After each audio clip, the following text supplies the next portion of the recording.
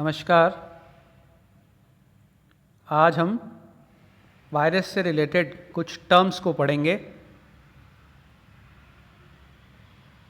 विरियॉन्स, viroids, वायरसॉइड्स और प्रायून्स। ये क्या होते हैं, इनमें क्या अंतर है, इनके मुख्य लक्षण क्या हैं या मुख्य कैरेक्टर्स क्या हैं, इन सबको आज हम देखेंगे। सबसे पहले देखते हैं विरियॉन्स। विरियॉन्स कंप्लीट इन्फेक्टिव वायरस पार्टिकल्स होते हैं।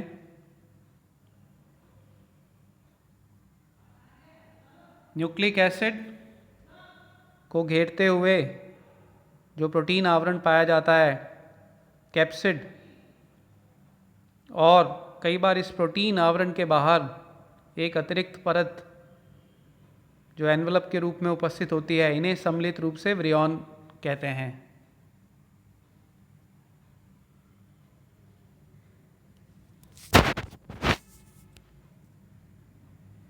अब देखते हैं वायरॉइड्स क्या होते हैं।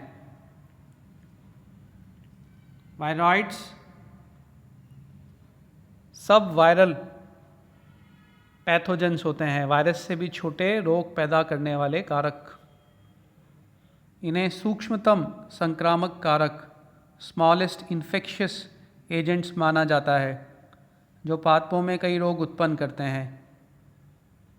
वास्तव में ये न्यूक्लिक अम्ल आरएनए होते हैं, जिसकी विशेष संरचना होती है, यूनिक स्ट्रक्चर। इनकी खोज डाइनर तथा रेमर ने की थी। ऐसा माना जाता था कि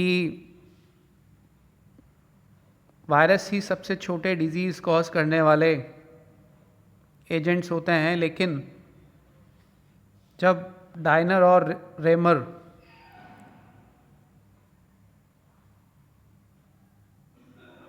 अध्ययन कर रहे थे तो उन्हें पता चला कि कुछ आरएनए के अणु, विशिष्ट प्रकार के आरएनए के अणु स्वयं ही रोग उत्पन्न कर रहे थे। उनके साथ कोई प्रोटीन कोट या कैप्सिड उपस्थित नहीं था,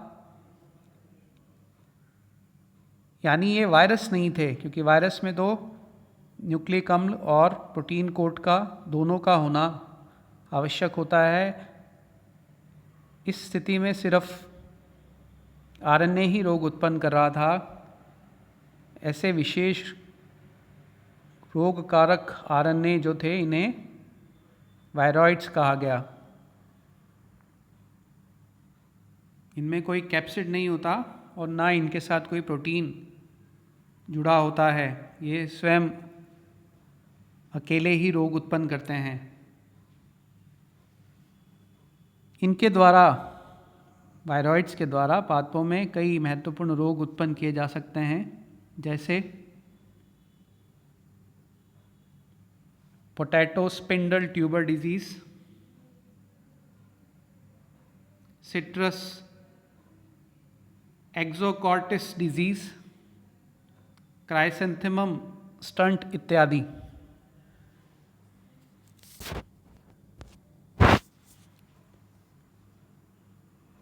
वायरसॉइड्स, इस शब्द का अर्थ होता है वायरस के समान। इनकी खोज रैंडल और उनके साथियों ने की थी।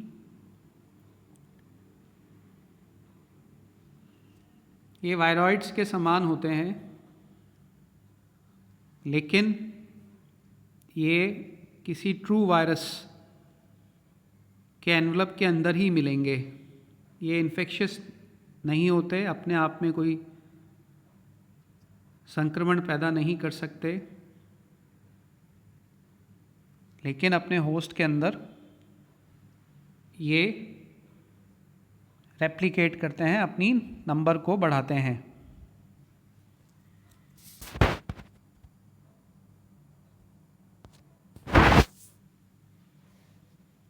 प्रायोन्स, कई बार इन्हें स्लो वायरसेस के नाम से भी जाना जाता है।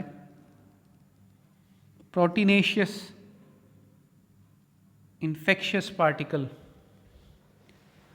प्रोटीन के बने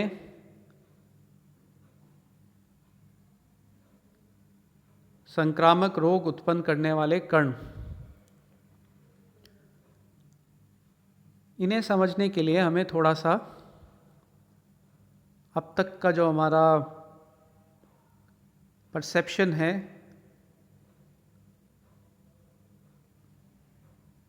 कैसे गुण या कैरेक्टर्स कंट्रोल होते हैं, उसे दोबारा रिवाइज करना पड़ेगा। हम ये जानते हैं कि हमने ये पढ़ा है कि न्यूक्लिक एसिड्स जैसे डीएनए, यह आनुवांशिक गुणों का नियंत्रण करता है। जेनेटिक्स में हम इसे पढ़ते थे। लेकिन साइंस की एक और ब्रांच भी होती है, एपीजेनेटिक्स। एपीजेनेटिक्स क्या कहती है?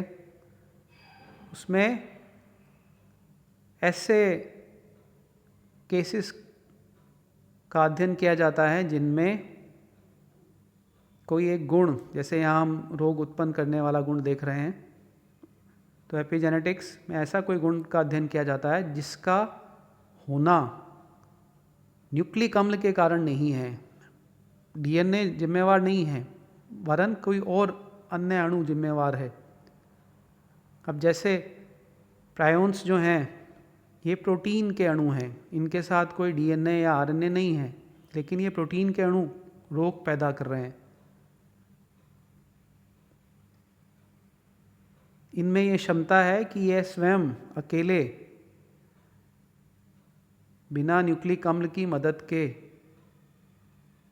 रोग पैदा कर रहे हैं। तो बहुत इंटरेस्टिंग फाइंडिंग थी ये।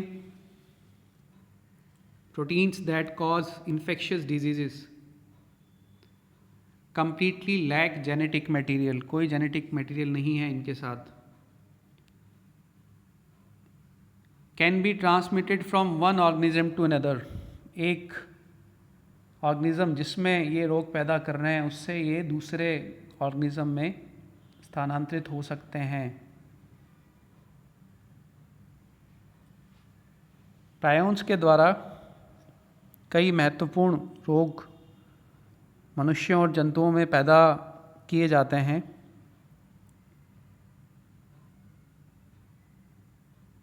जैसे मनुष्यों में कुरु रोग, जिसे लाफिंग डेथ डिजीज़ भी कहते हैं। शीप और गोट्स में स्क्रैपी, काऊ के अंदर मैड काऊ डिजीज़, ये सब प्रायोन से होने वाले रोग हैं।